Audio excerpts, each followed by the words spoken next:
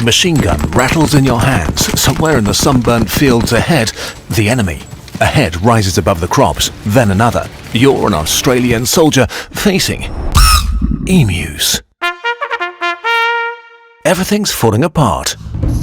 It's 1932, and Australia is deep in the Great Depression. In the West, farmers struggle to grow wheat on dry, unforgiving land. The government has promised help, but delivered nothing. Wheat prices are collapsing. Many farmers have already left. Then it gets worse.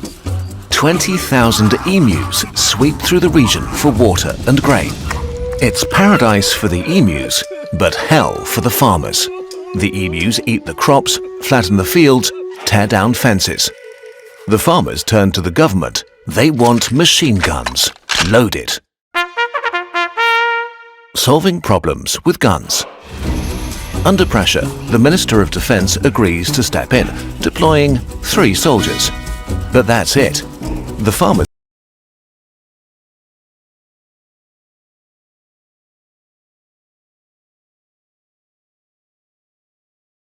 own national symbol, they might as well film it. The soldiers are sent to Campion, a remote settlement where large flocks of emus have gathered. With them, 2 machine guns and 10,000 rounds of ammunition funded by the local agricultural bank. The operation is led by Major Gwynedd Purves Wyn Aubrey Meredith. Meredith is a World War I veteran. On paper, he spent years in a garrison on a remote island, defending no one against nothing. When he was sent to Europe in 1918, he caught mumps, and by the time he left hospital, the war was over. But now, he gets his chance to fight. Nothing goes to plan. Meredith wants the farmers to drive the emus together so that his men can gun them down. But the emus have scattered. He decides to ambush them at a nearby waterhole at sundown.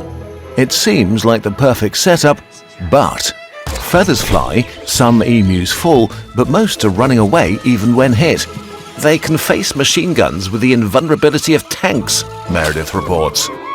In fact, the emu's thick feathers hide their true shape, so bullets often just tear through plumage, and much of an emu's body is gut, so hits rarely damage anything vital. Meredith gets another chance the next day. 1,000 emus approach and stop in a long line. Perfect targets. The gun opens fire, but after a few seconds, it jams. The emus are safe again, but it seems as if they're planning something. Emu resistance. They're now forming small groups, moving quietly through fields and scrub like trained soldiers. To the reporters, it looks like organized guerrilla warfare. Meredith agrees. There even seem to be leaders. Tall emus standing guard while the others feed.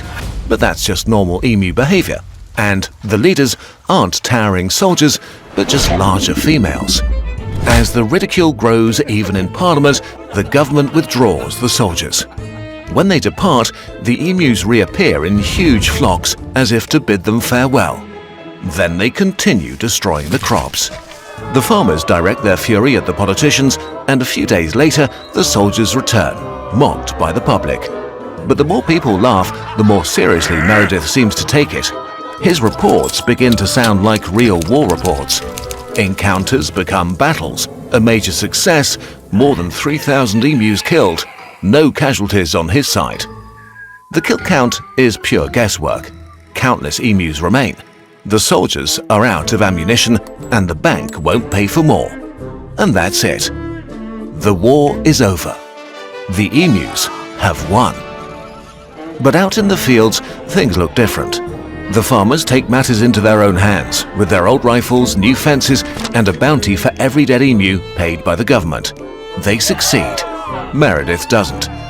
Far away from the fields, he signs up for the Second World War, but waits for his mission again. In 1945, he's sent to New Guinea to fight the Japanese, but by the time he arrives, they've just surrendered. He served in 2 world wars, but only fought once, against emus.